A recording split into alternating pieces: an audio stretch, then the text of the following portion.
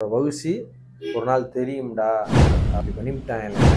ஆனால் அந்த டைம் வந்து நான் ரொம்ப வெக்ஸ் ஆகி போயிட்டேன். ஆனால் இந்த துரோகம் இதெல்லாம் வந்து ஒரு கட்டடம் கோயிலோ கட்டடமோ கட்டுறப்போ வந்து கட்டுறது துரோகத்தினாலையும் ஊழ வேலைனாலையும் நம்ம ஒரு இங்கே இருங்க.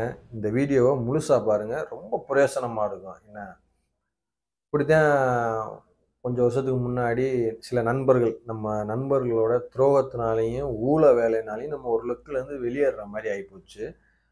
ஆனால் அந்த டைம் வந்து நான் ரொம்ப வெக்ஸ் ஆகி போயிட்டேன். மனசு நொந்துட்டேன். வாழ்க்கையிலே அந்த அளவுக்கு நான் எப்பயுமே வந்து விரக்தி ஆனதே இல்லை.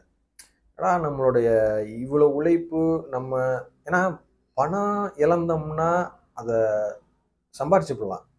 ஆனால் நம்மளுடைய நேரத்தையும் நம்மளுடைய மூளையையும் நம்ம ஒரு இடத்துல போட்டு அதை நஷ்டப்படுத்திட்டு நம்ம வர்றப்போ வந்து அது அதை சொல்ல முடியாத அளவுக்கு வேதனையை கொடுக்கும்னு வைங்களே. வந்துட்டு இருக்கேன், காரில் வந்துட்டு இருக்கப்ப எங்கள் அண்ணன் ஒருத்தருக்கு ஃபோன் அடிக்கிறேன், மகேந்திரன்னு சொல்லிட்டு. எப்பவுமே ஒரு மாதிரி மனசு உழப்பலா இருந்தால் அவருக்கு ஃபோன் பண்ணுவேன்.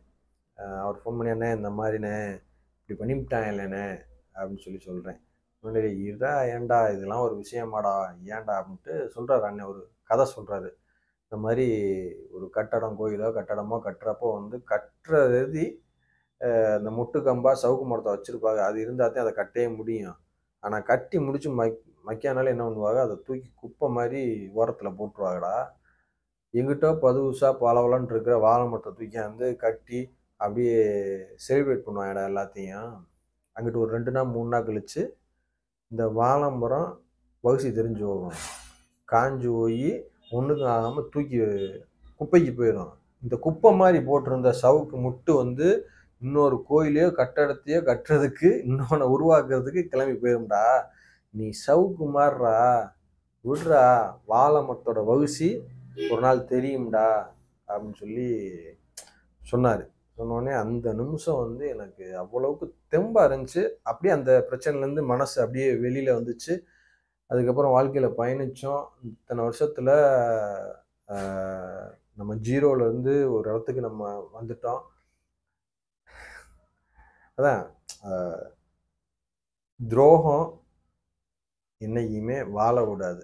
என்ன, நேர்மை மட்டும்தான் வாழ விடும், உண்மை மட்டும்தான் வாழ விடும். அது விவேகானந்தர் சொன்னார்னு நினைக்கிறேன். பொய் இந்த துரோகம் இதெல்லாம் வந்து வாழ விடாது, உண்மை வந்து சாக விடாது அப்படின்னு ஒன்றும் சொல்றதுக்கு இல்லை.